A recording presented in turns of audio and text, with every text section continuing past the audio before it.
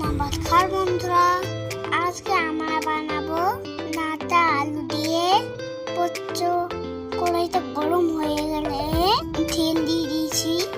এরপর কেটে রাখা নাতাগুলো দিয়ে নেড়ে চেড়ে পরিমাণ মতো লবণ দিয়ে হালকা ভেজে তুলে নিয়েছি।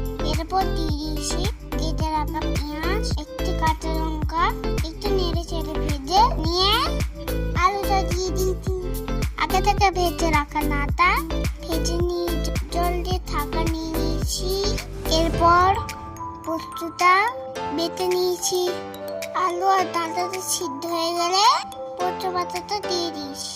হালকা নেড়ে চেড়ে একটু কাঁচা তেল দিয়ে নামিয়ে দিলেই হয়ে গেল নাতা আর আলু দিয়ে পোস্ত। ভিডিওটি যদি ভালো লাগে